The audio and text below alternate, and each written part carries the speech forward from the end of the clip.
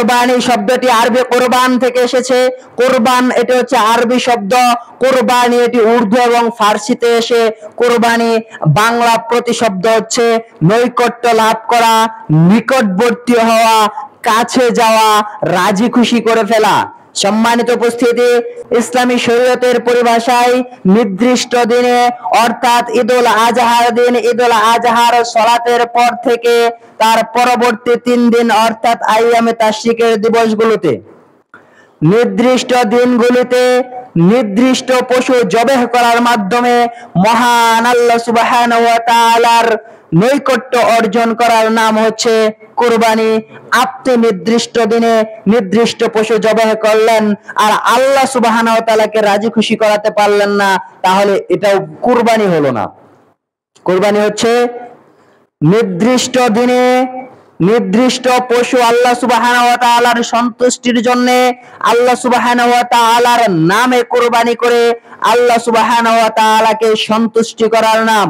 আল্লাহ সুবহানাহু ওয়া তাআলা যেন আমাদেরকে তার সন্তুষ্টি করার মতো কুরবানি করার তৌফিক দান করেন, সকলে বলে আমিন। সম্মানিত উপস্থিতি, তাহলে চলেন জেনে নেই এই কুরবানির বিধান কি। এ প্রসঙ্গে মহান আল্লাহ সুবহানাহু ওয়া তাআলা সূরা আল হজ্জের 34 নং আয়াতে বলতেছেন, আউযু বিল্লাহি মিনাশ শাইতানির রাজীম ওয়া লিকুল্লি উম্মাতিন জাআলনা মানসাকা। আমি প্রতিটি সম্প্রদায়ের উপর কুরবানির নিয়ম করে দিয়েছি। অর্থাৎ আপনাকে আমাকে যে বছরে একবার নিজের টাকা দিয়ে কুরবানির যে পশুগুলো রয়েছে এই টাকা দিয়ে পশুগুলো কিনে জবাই করতে হবে, অথবা আপনার পালে মুহাব্বতের সেই ষাঁড় সেই খাসিকে জবাই করে দিতে হবে। এটা আপনার আমার উপরেই শুধু জুলুম করা হয় নাই, বরং আল্লাহ তাবারাকা ওয়া তাআলা বলতেছেন ওয়ালিকুল্লি উম্মাহ, আমি প্রতিটি সম্প্রদায় অর্থাৎ আদম আলাইহিস সালাম থেকে শুরু করে মুহাম্মদ সাল্লাল্লাহু আলাইহি সাল্লাম পর্যন্ত যত নবী রাসূল আল্লাহ সুবহানাহু ওয়া তাআলা প্রেরণ করেছেন প্রত্যেক নবীর উম্মতের উপরেই আল্লাহ সুবহানাহু ওয়া তাআলা কুরবানির বিধান দিয়েছিলেন।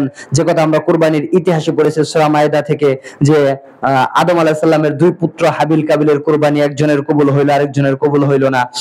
এই ধারাবাহিকতায় তাদের চলতেছে এক পর্যায়ে আবুল আম্বিয়া, নবীদের পিতা, যাকে মুসলিম জাতীয় পিতা বলা হয়, আবুল আম্বিয়া হযরত ইব্রাহিম আলাইহিস সালাতু ওয়াস সালামকে স্বপ্নে যুগে নির্দেশ দেওয়া হলো ইসমাইল আলাইহিস সালাতু ওয়াস সালামকে কুরবানি করার জন্য, যে ইতিহাস আমরা বলেছি। সম্মানিত উপস্থিতি, এই ইতিহাস আমাদের সকলের জানা। অনুরূপভাবে সকল নবী আলাইহিস সালাতু ওয়াস সালামদের উম্মতের প্রতি এই কুরবানির বিধান ছিল। অনুরূপভাবেই জনাব মুহাম্মদ রাসূলুল্লাহ সাল্লাল্লাহু আলাইহি ওয়াসাল্লামের উপরও আল্লাহ সুবহানাহু ওয়া তাআলা এই কুরবানির নিয়ম করে দিয়েছেন। তাহলে আল্লাহ তাআলা বলতেছেন ওয়ালিকুল্লি উম্মাতিন জাআলনা মানসাকাল লিয়াযকুরু ইসমাল্লাহি আলা মা রাযাকাহুম মিন বাহিমাতিল আনআম। আমি প্রত্যেক সম্প্রদায়ের উপরে কুরবানির নিয়ম করে দিয়েছি যেন তারা, আমি তাদেরকে যে গৃহপালিত চতুষ্পদ জন্তু সমূহ তাদের রিজিক হিসেবে আমি দিয়েছি তা থেকে তারা আল্লাহর নাম উচ্চারণ করে, অর্থাৎ আল্লাহর নাম উচ্চারণ করে এগুলোকে যেন কুরবানি করে, আল্লাহর নাম উচ্চারণ করে এগুলোকে যেন জবাই করে। এজন্যই আল্লাহ সুবহানাহু ওয়া তাআলা প্রত্যেক সম্প্রদায়ের উপরে এই কুরবানির নিয়ম করে দিয়েছেন। এই কুরবানির নিয়ম হচ্ছে এটি অবশ্যই সুন্নতে মুআক্কাদা। কুরবানির নিয়ম হচ্ছে সুন্নতে মুআক্কাদা। আপনার যদি কুরবানি করার মতো সামর্থ্য থাকে তাহলে আপনাকে কুরবানি করাই উচিত। কুরবানি করার সামর্থ্য যদি আপনার থাকে তাহলে আপনার কুরবানি করাই উচিত, যদি সামর্থ্য না থাকে তাহলে সে কথা ভিন্ন। সম্মানিত উপস্থিতি, কেন বিশ্বনবী সাল্লাল্লাহু আলাইহি ওয়াসাল্লাম বলেছেন, সুনান ইবনে মাজার হাদিস, হাদিসটি হাসান পর্যায়ের সহিহ, রাসূল আবু হুরায়রা রাদিয়াল্লাহু তাআলা আনহু থেকে বর্ণিত, তিনি বলেন রাসূল সাল্লাল্লাহু আলাইহি ওয়াসাল্লাম বলেছেন, মান কানা লাহু সাআতুন ওয়া লাম ইউদহি ফালা ইয়াকরাবান্না মুসাল্লানা। যদি কারো কুরবানি করার সামর্থ্য থাকে আর সে ব্যক্তি যদি কুরবানি না করে, আল্লাহর রাসূল সাল্লাল্লাহু আলাইহি ওয়াসাল্লাম বলছেন সে যেন মুসলমানদের ঈদগাহের নিকটবর্তী না হয়। তাহলে আল্লাহ রাসূল কি বললেন, আপনার কুরবানি করার সামর্থ্য রয়েছে কিন্তু আপনি কুরবানি করলেন না, আপনাকে আল্লাহর রাসূল বললেন আপনি যেন ঈদগাহের নিকটবর্তী না হন। সম্মানিত উপস্থিতি, এখান থেকে বোঝা যায় যে সামর্থ্য থাকলে কুরবানি করা হচ্ছে সুন্নতে মুআক্কাদা। আবার এটাকে ফরজ বা ওয়াজিব করা যাবে না, যেটা না করলে গুনাহগার হতে হবে, বিষয়টা এমন না, না করলে জাহান্নামে যেতে হবে, বিষয়টা এমন না। যেমন আল্লাহ সুবহানাহু ওয়া তাআলা আমাদের উপর এবং পূর্ববর্তী সম্প্রদায়ের উপর সিয়ামকে ফরজ করে দিয়েছেন। ইয়া আইয়ুহাল্লাযীনা আমানু কুতিবা আলাইকুমুস সিয়াম কামা কুতিবা আলাল্লাযীনা মিন ক্বাবলিকুম লাআল্লাকুম তাত্তাকুন। আমি তোমাদের উপর সিয়ামকে ফরজ করেছি, তোমাদের পূর্ববর্তী যারা রয়েছে তাদের উপরও ফরজ করে দিয়েছি। কেন? যেন তাকওয়া অর্জন করতে পারো। এর এগেইনস্টে আল্লাহ সুবহানাহু ওয়া তাআলা আবার বলেছেন, যদি কেউ সিয়াম পালন না করে তাহলে তার জন্য অনেক শাস্তি। যদি সিয়াম পালন করে তাহলে তার প্রতিদান আল্লাহ নিজ হাতে দিবে।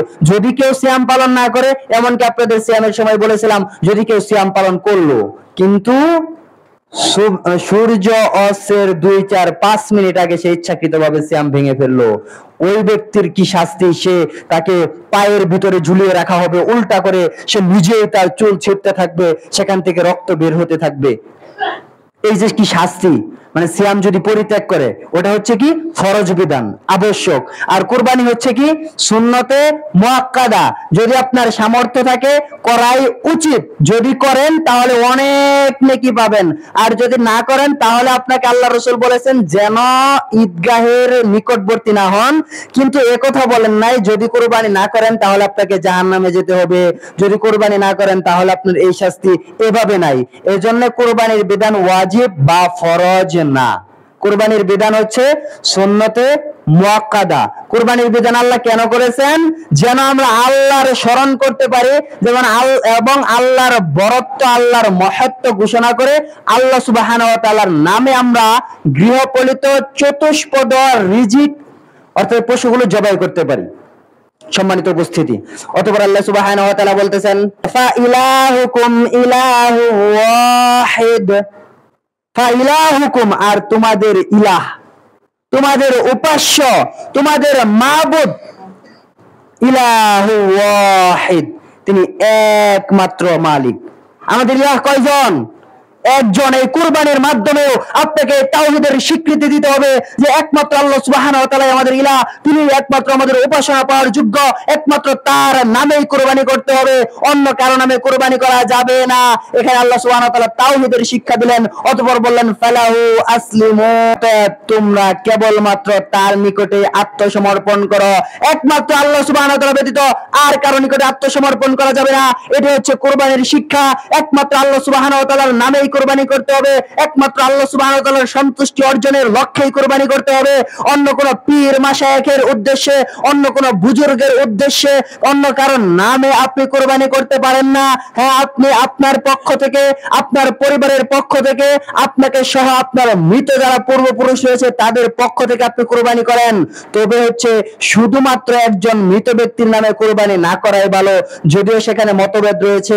কেউ বলেছে করা যাবে, কেউ বলেছে করা যাবে না মৃত ব্যক্তির নামে, আবার কেউ বলেছেন যদি মৃত ব্যক্তির নামে আপনি কুরবানি করেন তাহলে আপনি সেই গোশত খেতে পারবেন না, কারণ মৃত ব্যক্তির নামে হচ্ছে ছাদাকা করা যায়। মৃত ব্যক্তির নামে কোনো খাবার কোনো ভালো মানুষ খেতে পারে না, মৃত ব্যক্তির নামে কোনো খাবার কোনো স্বাবলম্বী মানুষ খেতে পারে না।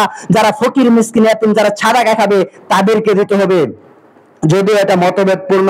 তবে আপনি যদি আপনি কুরবানি করেন, আপনি নিজেই কুরবানি করলেন, আপনার পিতা আপনাকে রেখে গেছে, আপনার দাদা আপনার পিতাকে আপনাকে রেখে গেছে, আপনি যখন কুরবানি করবেন তখন আপনার মৃত পিতা, আপনার মৃত দাদা তারা অটোমেটিক্যালি নেকি পেয়ে যাবে। অতএব তাদের নামে তো করা যাবেই না, শুধুমাত্র কেবলমাত্র একজন মৃত ব্যক্তির পক্ষ থেকেও না করাই উত্তম। আমি সেজন্য আপনাদেরকে পরামর্শ দিচ্ছি বা অনুরোধ করছি। আর তাহলে কি করতে হবে? আপনি কুরবানি করেন আপনার পক্ষ থেকে, আপনার পরিবারের পক্ষ থেকে, আপনার 14 গোষ্ঠীর পক্ষ থেকে, আপনার পূর্বপুরুষ যারা মারা গেছে তাদের সবার পক্ষ থেকে আপনি কুরবানি করেন। আপনার কুরবানি হয়ে গেল, তারাও নেকি পেয়ে গেল। আপনি কুরবানি করলেন, নেকি আপনিও পেলেন, তারাও পেল। আপনার কুরবানির যে আপনার নিয়ম এটিও পালন হয়ে গেল। বিষয়টা সহজ করে বুঝবেন, কঠিন করে নেবেন না। সম্মানিত উপস্থিতি, আল্লাহ রাসূল বলতেন প্রত্যেক পরিবারের পক্ষ থেকে একটি কুরবানি। আবার আল্লাহ রাসূল সাল্লাল্লাহু আলাইহি ওয়াসাল্লাম তিনি তার নিজের পরিবারের পক্ষ থেকে একটি কুরবানি করেছেন, এবং তার যত উম্মত রয়েছে কিয়ামত পর্যন্ত যত উম্মত আসবে তারা তখন জীবিত ছিল না, তারা তখন জীবিত ছিল না, কেউ আবার মারাও গেছে। তাহলে যারা জন্ম নিয়ে মারা গেছে এবং যার এখনো জন্মই হয়নি তার নামেও আল্লাহর রাসূল সাল্লাল্লাহু আলাইহি ওয়াসাল্লাম কুরবানি করেছেন। তিনি দুইটা কুরবানি করেছেন, একটি হচ্ছে তার এবং তার পরিবারের পক্ষ থেকে এবং তার সকল উম্মতের পক্ষ থেকে। অতএব আপনি একটি কুরবানি আপনি বৃহৎ নিয়তে করবেন, কিন্তু তাদের নামে করা যাবে না। আপনার নামে আপনি করতে পারবেন না, আপনার ছেলের নামে আপনি করতে পারবেন না, আপনার প্রাণপ্রিয় স্ত্রীর নামে আপনি কুরবানি করতে পারবেন না, আপনার পিতার নামে আপনি কুরবানি করতে পারবেন না, আপনার পীরের নামে আপনি কুরবানি করতে পারবেন না, কোন বুজুর্গের নামে আপনি কুরবানি করতে পারবেন না। কেন? কুরবানি করতে হবে আল্লাহ সুবহানাহু ওয়া তাআলার নামে এবং আল্লাহ সুবহানাহু ওয়া তাআলার সন্তুষ্টির জন্য, আল্লাহর নামে আল্লাহর জন্য কুরবানি করতে হবে। কারো জন্য কুরবানি করা যাবে না আল্লাহ ব্যতীত, কারো নামেও কুরবানি করা যাবে না আল্লাহ সুবহানাহু ওয়া তাআলাকে ব্যতীত। আবার কাউকে মাধ্যমও করা যাবে না যে আমি অমুক পীরকে ওসিলা করে কুরবানি করলাম যেন আমার কুরবানি দ্রুত চলে যায়। জনাব ইব্রাহিম আলাইহিস সালাতু ওয়াস সালাম তিনি কাউকে মাধ্যম নির্ণয় করেন নাই, মুহাম্মদ রাসূলুল্লাহ সাল্লাল্লাহু আলাইহি ওয়াসাল্লাম কাউকে মাধ্যম নির্ণয় করেন নাই, সালাফগণ কাউকে মাধ্যম নির্ণয় করেন নাই। অতএব আপনি আমি কাউকে মাধ্যম নির্ণয় করব না, কেন আল্লাহ সুবহানাহু ওয়া তাআলা কাউকে মাধ্যম নির্ণয় করতে বলেন নাই। তিনি বলেছেন তোমরা আল্লাহ তোমাদের গৃহপালিত চতুষ্পদ জন্তুকে যেগুলো আমি রিজিক হিসেবে দিয়েছি সেগুলোর উপরে আমার নাম উচ্চারণ করো। আপনি আল্লাহর নাম উচ্চারণ করে বিসমিল্লাহি আল্লাহু আকবার বলে জবাই করবেন। সম্মানিত উপস্থিতি, কুরবানির পশু নিজে জবাই করাই উত্তম, কুরবানির পশু নিজে জবাই করাই উত্তম। তবে আপনি যদি বলেন যে না আমি কুরবানির পশু তো জবাই করতে পারি না, আমার সেই সাহস নেই, আমার সাহসে ধরে না কিভাবে কুরবানির পশু জবাই করতে হবে, তাহলে যদি আমি আপনাকে বলি আপনি একটা গরু জবাই করতে পারেন না, তাহলে আপনি কাফেরদের বিরুদ্ধে যুদ্ধ কিভাবে করবেন? সম্মানিত উপস্থিতি, আপনি মুসলিম, আপনাকে সাহস থাকতে হবে, আপনাকে সে পরিমাণ সাহস থাকতে হবে যেন আমি কাফেরদের বিরুদ্ধে যুদ্ধ করতে পারি, জিহাদ যখন ফরজ হবে এই শক্তি আপনাকে থাকতে হবে। আর আপনি যদি গরু জবাই করতে না পারেন তাহলে আপনি একজন কাফেরকে কতল করবেন কিভাবে? সম্মানিত উপস্থিতি, আমি সেদিকে যেতে চাচ্ছি না। যদি আপনার সাহস না থাকে তাহলে আপনি আরেকজনকে দিয়ে কুরবানি করান, সেই ব্যক্তি আপনার পক্ষ থেকে আল্লাহর নামে আল্লাহর জন্য কুরবানি করবে, অন্তত আপনি সেখানে উপস্থিত থাকেন। সম্মানিত উপস্থিতি, আবার অনেকেই বলে যে আমার সাহস আছে কিন্তু আমার এই সৎ সাহস নাই যে আমি কুরবানি করলে কুরবানিটা কবুল হবে। কেন? আমি তো ফজরের সালাত পড়ি নাই, আমি তো ফজরের সালাত পড়ি নাই, আমি কিভাবে কুরবানি করব? এটাও ঠিক, আপনি যে ফজরের সালাত আদায় করেন নাই, একজন বেনামাজি যদি কোনো পশু জবাই করে, কোন বেনামাজি যদি কোনো মুরগি জবাই করে, ওইটা কোনো নামাজির জন্য খাওয়া হারাম হারাম হারাম। কোন বেনামাজির হাতের জবে, কোন কাফেরের হাতের জবে একই পর্যায়ে। কোন বেনামাজির হাতের জবাই করা পশু পাখি কোন নামাজি ব্যক্তি খেতে পারবে না। কোন অমুসলিম, কোন হিন্দু, কোন কাফের, কোন মুশরিকের হাতের জবাই করা পশু প্রাণী কোন মুসলমান খেতে পারবে না, তার জন্য এটা খাওয়া কি হারাম। আপনি এখন যদি এটা বলেন যে আমি তো ফজরের সালাত আদায় করছি না, তাহলে আমি কি করে কুরবানির পশু জবাই করব? আমার কুরবানি তো কবুল হবে না। কিন্তু ভাই আপনি এটিও জেনে রাখেন, আপনি সালাত আদায় করছেন না ফজরের সালাত, আপনি জানতেছেন ফজরের সালাত আদায় না করলে আপনার কুরবানি কবুল হবে না, এটা আপনি বুঝলেন। কিন্তু ফজরের সালাত আদায় না করলে আপনার তো জান্নাত হবে না, আপনাকে তো জাহান্নামে যেতে হবে। আপনি হুজুরকে দিয়ে কুরবানি কবুল করায় নিলেন, আপনার জান্নাতকে কবুল করে দেবে।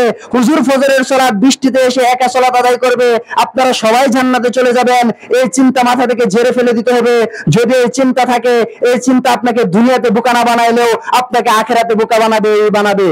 সম্মানিত উপস্থিতি, অতএব সময় থাকতে সচেতন হন, এখনই আপনি সালাত আদায় করুন। ফাসল্লি লিরাব্বিকা ওয়ানহার, তোমরা সালাত আদায় করো অতঃপর কুরবানি করো। আপনি সালাত আদায় করলেন না, কুরবানি হুজুরকে দিয়ে করাইলেন, আপনার কুরবানি হুজুর করলে কবুল, কুরবানি কবুল হলো এটা আপনি বুঝলেন। কিন্তু আপনার যদি সালাতই না থাকে, ওই আপনারা যে মাছ ধরেন, যদি খালের ভিতরে রাখেন, খালের তলা যদি না থাকে, সারা রাত অনেক মাছ ধরলেন, সকালে দেখবেন মাছ একটাও নাই। অনুরূপ ভাবে আপনার জন্ম থেকে মৃত্যু পর্যন্ত আপনি অনেক আমল করবেন, সবচেয়ে বড় গরু আপনি 35 কোটি টাকা দিয়ে কিনে জবাই করলেন, আপনার পৃথিবীতে যত বড় বড় গরু আছে বড় বড় কুরবানি আপনি করলেন, সবচেয়ে বেশি বার আপনি হজ করলেন, সবচেয়ে বেশি যাকাতের টাকা আপনিই দেন, কিন্তু আপনি সালাত আদায় করেন না, আপনার কোনো ইবাদত কবুল হবে না। আপনার কুরবানি কবুল হবে না, আপনার সিয়াম কবুল হবে না, আপনার হজ কবুল হবে না, আপনার যাকাত কবুল হবে না, আপনার দান সাদাকা কবুল হবে না, আপনার কোন আমলই কবুল হবে না, কারণ আপনি সালাত আদায় করেন না। তাহলে আগে আপনাকে সালাত আদায় করতে হবে, পরে অন্য ইবাদত করতে হবে। আমি আপনাকে কুরবানি করার জন্য নিরুৎসাহিত করতেছি না, কুরবানি অবশ্যই করবেন, কুরবানি করার জন্য উৎসাহিত করতেছি। এটি ইব্রাহিম আলাইহিস সালামের সুন্নাত, এটি মুহাম্মদ সাল্লাল্লাহু আলাইহি ওয়াসাল্লাম তার মাদানী জীবনে কখনোই তিনি কুরবানিকে ছেড়ে দেন নাই। তার মাদানী জীবনে কুরবানির বিধান আল্লাহ সুবহানাহু ওয়া তাআলা করার পরে আল্লাহ রাসূল সাল্লাল্লাহু আলাইহি ওয়াসাল্লাম তার জীবদ্দশায় কখনো কুরবানি ছেড়ে দেন নাই। অতএব এটি একটি গুরুত্বপূর্ণ ইবাদত, এটি একটি সুন্নতে মুআক্কাদা ইবাদত, কিন্তু ওয়াজিব বা ফরজ বলা যাবে না। যদি আমি ফরজ বা ওয়াজিব মনে করে ফেলি, যদি মানুষের ওয়াজিব বা ফরজ মনে করে ফেলবে, আমিরুল মুমিনিন আবু বকর রাদিয়াল্লাহু তাআলা আনহু, ওমর রাদিয়াল্লাহু তাআলা আনহু, ইবনে ওমর রাদিয়াল্লাহু তাআলা আনহু, আব্দুল্লাহ ইবনে মাসউদ রাদিয়াল্লাহু তাআলা আনহু, বেলাল রাদিয়াল্লাহু তাআলা আনহু প্রমুখ একাধিক সাহাবী তারা মাঝে মধ্যে কুরবানি ছেড়ে দিতেন। কেন? যেন মানুষেরা কুরবানি করাকে ফরজ মনে না করে। অতএব কুরবানি করা আপনার উপর ফরজ না। কুরবানি করলে আপনি আল্লাহর নৈকট্য পেতে পারেন। আপনি যদি আল্লাহর নৈকট্য পেতে চান তাহলে আপনাকে কুরবানি করতে হবে। আর ফরজ সালাত, ফরজ সিয়াম, ফরজ হজ, ফরজ যাকাত এগুলো আপনাকে অবশ্যই করতেই হবে। না করলে আপনি গুনাহগার হবেন। কুরবানি না করলে গুনাহগার হবেন না। কুরবানি করলে আল্লাহর নৈকট্য অর্জন করতে পারবেন।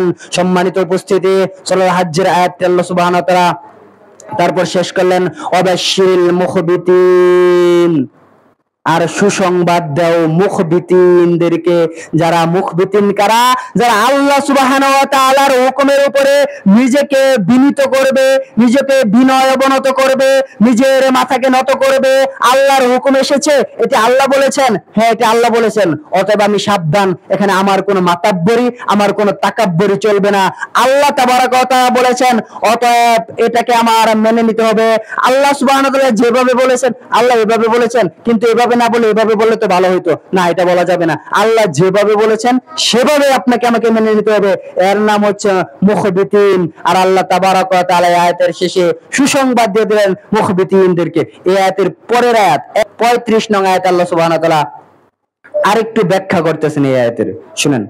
আল্লাহ তাবারাক ওয়া তাআলা পরের আয়াতে বলতেছেন, আল্লাযীনা ইযা যুকিরাল্লাহু ওয়াজিলাত কুলুবুহুম, আল্লাহর স্মরণে যাদের অন্তর কম্পিত হয়, আল্লাহর স্মরণে, আল্লাহ সুবহানাহু ওয়া তাআলার ভয়ে যাদের অন্তর কম্পিত হয়, যাদের কলব লড়ে ওঠে, যাদের অন্তর কম্পিত হয়ে যায়, তাদের একটা মুখবিতিনদের একটা বৈশিষ্ট্য আল্লাহ বলতেছেন, আল্লাযীনা ইযা যুকিরাল্লাহু ওয়াজিলাত কুলুবুহুম ওয়াস-সাবিরিনা আলা মা আসাবাহুম, এবং যারা বিপদে আপদে, সমস্ত বিপদ আপদে, বালা মুসিবতে আল্লাহ সুবহানাহু ওয়া তাআলার প্রতি ধৈর্য ধারণ করে। তাহলে এক নাম্বার হচ্ছে আল্লাহর স্মরণে, আল্লাহর ভয় আপনার অন্তর কেঁপে উঠবে। 2 নাম্বার, যখনই বিপদে পড়ে যাবেন, যখনই কোনো বালা মুসিবতে পড়ে যাবেন, তখনই আপনি কি করবেন? ধৈর্য ধারণ করবেন। ওয়াস-সাবিরিনা আলা মা আসাবাহুম ওয়াল মুকিমিস সালাহ। 3 নাম্বার বলতেছেন সালাত কায়েম করতে হবে, সালাত প্রতিষ্ঠা করতে হবে। 5 ওয়াক্ত সালাত বিশ্বনবী সাল্লাল্লাহু আলাইহি ওয়াসাল্লাম যেভাবে দেখিয়েছেন, বিশ্বনবী সাল্লাল্লাহু আলাইহি ওয়াসাল্লামের তরিকায়, তার পদ্ধতিতে আপনাকে 5 ওয়াক্ত সালাত আদায় করতে হবে। তারপর আল্লাহ তাআলা বলতেছেন, ওয়া মিম্মা রাযাকনাহুম ইউনফিকুন, তারপর বলতেছেন আমি তোমাদেরকে যে রিজিক দিয়েছি তা হতে তোমরা দান করো। আর দান করার ক্ষেত্রে আপনাকে ভালোটা দান করতে হবে। সম্মানিত উপস্থিতি, তাহলে 1 নাম্বার হলো আপনার অন্তর কেঁপে উঠবে কার ভয়ে? আল্লাহ সুবহানাহু ওয়া তাআলার ভয়ে। 2 নাম্বার হচ্ছে বিপদ আপদে ধৈর্য ধারণ করতে হবে আল্লাহ সুবহানাহু ওয়া তাআলার উপরেই। 3 নাম্বার হচ্ছে সালাত কায়েম করতে হবে। 4 নাম্বার হচ্ছে দান করতে হবে আল্লাহ যে রিজিক দিয়েছেন তা থেকে। এই যে দেখেন, আপনারা সকলে এবছর মৌসুম ভালো হয়েছে, ঝড় তুফানে ধান নষ্ট হয় নাই। উসরকে কি পরিমাণ দিয়েছেন আমার জানা নাই, সঠিকভাবে যদি দিয়ে থাকেন তাহলে বেঁচেছেন, যদি না দেন তাহলে আপনি ক্ষতিগ্রস্ত হয়েছেন। আপনার 200 মণ দান হয়েছে, আপনি সেখান থেকে 10 মণ দান দিতে পারলেন না, আপনার ওই 190 মণ সহ 10 মণ সহ 200 মণই কি হারাম?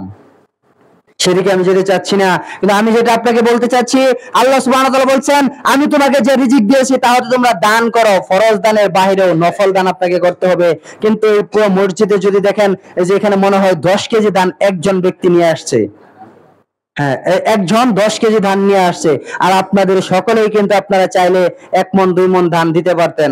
আমাদের এলাকায় দেখা যায় যে গাড়ি নিয়ে বাড়ি বাড়ি চলে যায় মসজিদ কমিটির লোক, আর সর্বনিম্ন যে কামলা দিয়ে খায়, যার ধান নাই ও 1 মণ ধান দেয়, মিনিমাম দিতেই হবে, এটা মাস্ট বি, চাঁদার মতো দিতেই হবে। 1 মণ 2 মণ 4 মণ 5 মণ এভাবে ধান দেয়। এজন্যই তারা আজকে 30-40 লক্ষ টাকা খরচ করে ছাদ করে ফাউন্ডেশন করে মসজিদ করতে পারছে।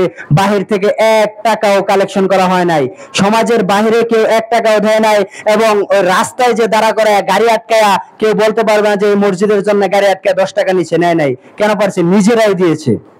আপনাকে নিজেরাই দিতে হবে। আপনি যখন নিজে থেকে দিবেন এতে আপনি বেশি নেকি পাবেন। আপনি যখন নিজে থেকে দিবেন তখন কি আপনি বেশি নেকি পাবেন। আপনাকে চায়া নিতে হবে কেন? আপনার দান হয়েছে 50-60 মণ, আপনি উসরেরটা দেওয়ার পরে আপনি মুক্ত হস্তে আপনার যে স্রেফ যে ধানটা রয়েছে পবিত্র ধান, এখান থেকে আপনি আল্লাহর রাস্তায় দান করেন, এখান থেকে আপনি মসজিদে দেন, এখান থেকে মাদ্রাসায় দেন। সম্মানিত উপস্থিতি, তাহলে আল্লাহ সুবহানাহু ওয়া তাআলা বলতেছেন ওয়া মিম্মা রাযাকনাহুম ইউনফিকুন, অবশ্যই অবশ্যই আপনাকে আমাকে দান করতেই হবে। অতঃপর আল্লাহ তাবারাক ওয়া তাআলা সূরা আল হজ্জের 36 নং আয়াতে বলতেছেন, কুরবানির স্পষ্ট বিধানের আয়াতে আরো বলতেছেন ওয়াল বুদনা জাআলনাহা লাকুম মিন শাআইরিল্লাহ, আমি কুরবানির উট, ওয়াল বুদনা মানে কুরবানির উট, এখানে কুরবানির উটকে আল্লাহ সুবহানাহু ওয়া তাআলা নির্দিষ্ট করে বলতেছেন, যদিও এখানে সমস্ত কুরবানি চলে আসে।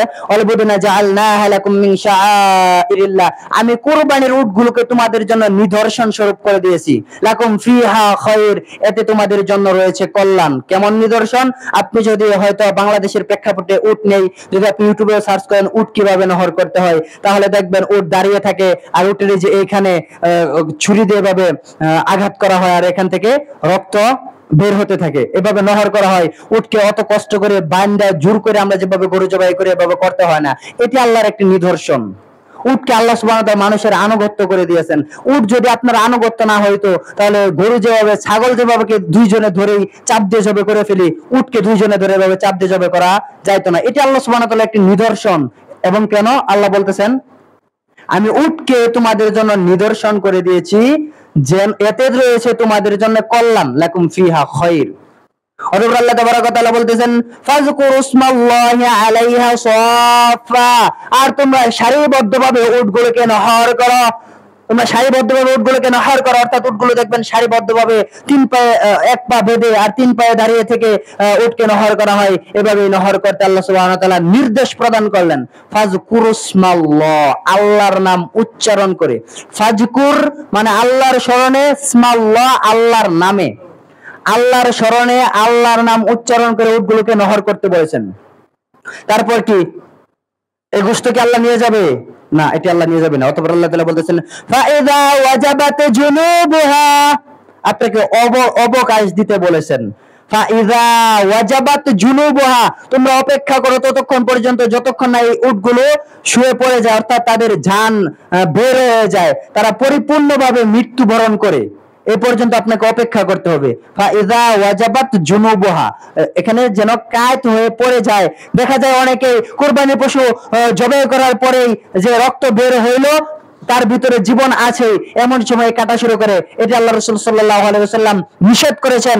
জীবিত পশুকে আপনি যদি কেটে খান, তাহলে এটি আপনার মৃত পশু খাওয়ার মতো হারাম হবে।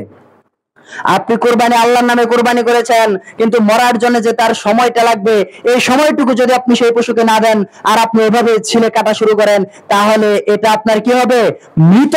মৃত পশুর গোশত খাওয়া যেমন হারাম, ওই কুরবানির পশু মরার আগেই যদি আপনি সেটিকে ছিলে বানায় খাওয়া শুরু করেন, তাহলে এটাও কি হবে? হারাম হবে। অথবা আমাদেরকে খেয়াল রাখতে হবে, আপনি জবাই করেছেন, প্রয়োজনে সেখানে 10, 15, 20 মিনিট, তার যতক্ষণ পর্যন্ত আপনার কাছে মনে হবে যে এর ভিতরে জীবন আছে বা একটু লড়তেছে, ততক্ষণ পর্যন্ত আপনি তাকে অবকাশ দেন, তাকে সময় দেন। যখন সে মারা যাবে তখন আপনি সেটাকে গোশত তৈরি করেন। তারপর আল্লাহ বলতেছেন ফাকুলু মিনহা, আগে আপনাকে খাইতে বলছে। ফাকুলু মিনহা, তা হতে তোমরা খাও। ওয়া আত'ইমুল কানিআ ওয়াল মু'তার, ওয়া আত'ইমুল কানিআ মানে যারা অভাবী কিন্তু মানুষের কাছে চাইতে পারে না, তাদেরকে তোমরা সেখান থেকে গোশত দাও। ওয়াল মু'তার, এবং যারা চায় ভিক্ষা করে, যারা তোমাদের কাছে বলে যে আমাকে একটু কুরবানির গোশত দেন, তাদেরকে দাও। এই তিন শ্রেণীর, তিন ভাগে ভাগ করতে বলেছেন। তোমরা খাও মানে নিজেরা খাইতে হবে, এবং যারা চায় না কিন্তু অভাবী তাদেরকে দিতে হবে, বা চায় না যারা তাদেরকে দিতে হবে, এবং যারা চায় তাদেরকে দিতে হবে। এই তিন ভাগে বিভক্ত করতে হবে। কোরবানির ভাগের ক্ষেত্রে আমাদের মধ্যম পন্থা অবলম্বন করাই শ্রেয়। এখানে বাড়াবাড়িও করা যাবে না, ছাড়াছাড়িও করা যাবে না। ছাড়াছাড়ি কেমন? আপনি কুরবানির পশু জবাই করলেন, তারপর এক রান কেটে মেয়ের বাড়িতে পাঠাই দিলেন, আরেক রান কেটে বোনের বাড়িতে পাঠাই দিলেন, আরেক রান কেটে আরেক বোনের বাড়িতে পাঠাই দিলেন, এরকম শিথিলতা করা যাবে না, এরকম ছাড়াছাড়ি করা যাবে না। আবার আপনি কোরবানির গরু গোশত কাটার পরে যে না তিন ভাগই করতে হবে, স্কেল দিয়ে মেপে তিন ভাগই করতে হবে, কোনো ভাগে এক টুকরা গোশত কম দেওয়া যাবে না। যদি কোনো অবস্থাতে এক টুকরা গোশত কমে যায় তাহলে হাসরের দিন তোর শরীর থেকে এক টুকরা গোশত কেটে নেওয়া হবে, এরকম ফতোয়া দেওয়া যাবে না। এটা হচ্ছে বাড়াবাড়ি, বাড়াবাড়ি করা যাবে না। আল্লাহ সুবহানাহু ওয়া তাআলা যেখানে বলেছেন তোমরা খাও, যারা চায় না তাদের দাও, যারা চায় তাদের দাও, আল্লাহ বললেন সহজ। এখন আপনি অভাবী মানুষ, আপনি নিজেই দরিদ্র মানুষ, অনেক কষ্ট করে একটা বকরি কিনেছেন, একটা ছাগল, একটা ভেড়া আপনি কিনেছেন, আপনার অভাব, সারা বছর গোশত খাইতে পারেন না, আপনি একটু বেশি রাখেন, অন্যদের একটু কম দেন, কোনো সমস্যা নেই। আবার আপনি তো অনেক ধনী মানুষ, সারা বছর আপনি গোশত খান, সেক্ষেত্রে আপনি একাই 1 লাখ 1.5 লক্ষ টাকা দিয়ে 2 লক্ষ টাকা দিয়ে একটি গরু কিনেছেন, আপনার তো সবসময় কিনে খাইতে পারেন, পরেও কিনে খাইতে পারেন। আপনি আপনার খাওয়ার জন্য কিছু অংশ গোশত রেখে আর বাকিটা গরিব দুঃখীদের মাঝখানে, যারা কুরবানি করতে পারেন না তাদের মাঝখানে বিলিয়ে দেন, এতে রয়েছে বেশি নেকি। সম্মানিত উপস্থিতি, আল্লাহ সুবহানাহু ওয়া তাআলা আমাদেরকে সঠিকটি বোঝার তৌফিক দান করুন। সকলে বলে আমিন। তাহলে আল্লাহ তাআলা কি বলতেছেন? ফাকুলু মিনহা ওয়া আতিমুল কানিআ ওয়াল মু'তার, তারপরে আল্লাহ বলতেছেন কাযালিকা সাখখারনাহা লাকুম লাআল্লাকুম তাশকুরুন, আমি এই পশুগুলোকে এভাবেই তোমাদের অনুকূলে করে দিয়েছি, তোমাদের নিয়ন্ত্রণাধীন করে দিয়েছি, লাআল্লাকুম তাশকুরুন, যেন তোমরা আল্লাহর শুকরিয়া জ্ঞাপন করতে পারো। কেন আল্লাহ তাআলা দিয়েছেন? উট কেন দাঁড়ায় থাকে? একটা গরুর সাথেও আপনি আমি পারবো না, সে যদি নিয়ন্ত্রণে না থাকে। আল্লাহ আমাদের নিয়ন্ত্রণ করে দিয়েছে। আপনি দেখবেন একটা মিডিয়ার একটা বিষয় দেখা গেছিল, একটি বিড়াল একটি ঘোড়ার রশিকে ধরে টেনে নিচ্ছে। শিক্ষণীয় বিষয়, মানে আপনি যদি দাসত্ব কবুল করে নেন তাহলে বিড়াল আপনাকে দাস বানিয়ে রাখতে পারবে। আল্লাহ সুবহানাহু ওয়া তাআলা সমস্ত মাখলুকাতকে মানুষের আনুগত্য করে দিয়েছেন, না হলে একটি গরুর সমান, একটি উটের সমান, হাতির সমান শক্তি মানুষের নাই। আর মানুষ দেখেন কি করে, হাতির পিঠে বসে থাকে, আর হাতিও তাকে কি মালিক মনে করে। হাতি চাইলেই তো তাকে ছিটকে ফেলাই দিয়ে পাড়া মেরে চটকে ফেলাইতে পারে, পারবে না? পারবে, কিন্তু করে না কেন? আল্লাহ সুবহানাহু ওয়া তাআলা আপনার আমার আনুগত্য করে দিয়েছেন। আর কেন আনুগত্য করেছেন? লাআল্লাকুম তাশকুরুন, কিন্তু আমরা তার কৃতজ্ঞতা জ্ঞাপন করি না। কিন্তু আমরা তার কৃতজ্ঞতা জ্ঞাপন করি না। এই 10 দিনে বেশি বেশি আল্লাহ সুবহানাহু ওয়া তাআলা তাকবীর তাহলিল পড়তে বলেছে। আমরা অনেকে আছি যে একবারও তাকবীর তাহলিল পড়ি নাই। কতদিন সন্ধ্যায় কয়েকজনকে আমি পড়াইছি, কিন্তু এখানে এমন অনেকে আছে যে চাঁদ উঠছে গত বুধবার দিন, আজ এখন পর্যন্ত আমি একবার আল্লাহু আকবার আল্লাহু আকবার লা ইলাহা ইল্লাল্লাহু আল্লাহু আকবার আল্লাহু আকবার ওয়ালিল্লাহিল হামদ এই বাক্যটুকু আপনার মুখ থেকে আসে নাই। একটু বলতে তো আপনার অনেক কষ্ট হইতো, অনেক পরিশ্রম হইতো, অনেক তেল যাইতো, তাই তো না? কেন আপনি বললেন না কেন? আপনাকে তো আল্লাহ দিয়েছেন, আল্লাহ সবকিছুকে আপনার আনুগত্য করে দিল, আর আপনি একটু আল্লাহর শুকরিয়া জ্ঞাপন করবেন, আল্লাহর কৃতজ্ঞতা প্রকাশ করবেন। আর আপনি যদি আল্লাহর কৃতজ্ঞতা প্রকাশ না করেন, আল্লাহ সুবহানাহু ওয়া তাআলার রাজত্ব থেকে এক সরিষার দানা পরিমাণ কমতে হবে না। বিশ্বনবী সাল্লাল্লাহু আলাইহি ওয়াসাল্লাম বলেছেন, পৃথিবীর সমস্ত মানুষ যদি ফেরাউন নমরুদের মতো কাফের মুশরিক হয়ে যায়, আল্লাহ সুবহানাহু ওয়া তাআলার বিন্দু মাত্র তার রাজত্ব থেকে কমবে না। আর পৃথিবীর সব মানুষ যদি ইব্রাহিম আলাইহিস সালাম, মুহাম্মদ সাল্লাল্লাহু আলাইহি সাল্লামের মতো মুত্তাকি, পরহেজগার, তাকওয়াবান হয়ে যায়, তাহলে আল্লাহ সুবহানাহু ওয়া তাআলার রাজত্ব একটু বেড়ে যাবে না। অতএব আল্লাহ সুবহানাহু ওয়া তাআলা আপনার তাকবীর, তাহলিল, আপনার তাশরিক, আপনার সালাত, আপনার সিয়াম, আপনার হজ, আপনার যাকাত, আপনার কুরবানির মুখাপেক্ষী না। আল্লাহুস সামাদ, তিনি সবকিছু থেকে অমুখাপেক্ষী, কোনো কিছুই তিনি মুখাপেক্ষী না। আপনি আমি পৃথিবীর সব মানুষ সালাত আদায় না করলে আল্লাহর কোনো যায় আসে না, কিন্তু আপনি আমি যখন সালাত আদায় করব, আপনি আমি যখন আল্লাহর প্রশংসা করব, আপনি আমি যখন আল্লাহর পবিত্রতা ঘোষণা করব, আল্লাহর জিকির করব, আল্লাহর মহত্ব ঘোষণা করব, তখন আমাদেরই লাভ। আর আল্লাহ সুবহানাহু ওয়া তাআলা আমাদেরকে কুরবানির বিধান দিয়েছেন এজন্যই।